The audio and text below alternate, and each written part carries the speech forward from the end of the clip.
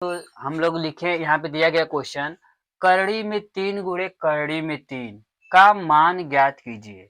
यानी करड़ी को हम कैसे हल करते हैं उसको पहले देखते हैं, ठीक है ना, एकदम नॉर्मल तरीके से कि कैसे हम लोगों का करड़ी हटता है।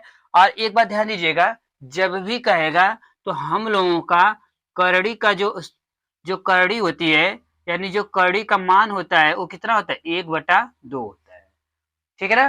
करड़ी का मान जो होता है 1/2 होता है, वो भी जो हमारी संख्या होती है उसके घात के रूप में होता है, ठीक है ना।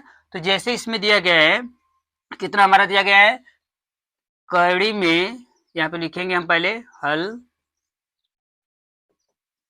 फिर दिया है करड़ी में 3 गुणे करड़ी में 3, यही दिया गया है। तो अभी बताया गया करड़ी का मान जो होता है कितना होता है, 1/2।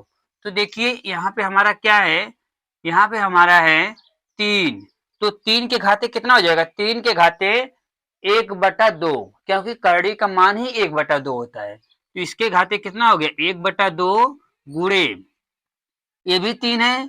तो अभी बताया गया कड़ी का मान कितना होता है, 1/2 होता है, तो यहाँ पे भी कितना हो जाएगा, 1/2 हो जाएगा। अब देखिए, हम जानते हैं जब उसका आधार सेम होता है, ये वाला आधार, जब आधार सेम होता है तो घात जुड़ जाती है, ठीक है ना।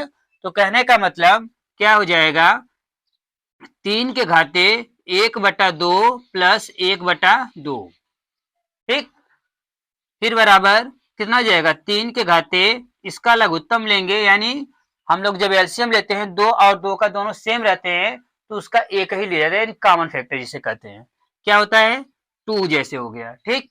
तो ऊपर कितना है, 1 है तो 1 हो गया, प्लस है तो प्लस, 1 है तो 1, यानी 3 के पावर 2, एक एक कितना मिलकर 2 हो जाएगा, बटे 2 है तो 2, 2 एक कम 2, 2 एक कम 2, एक का एक भाग में एक ही आएगा, यानी कितना आ जाएगा, 3 के घाते 1 आएगा।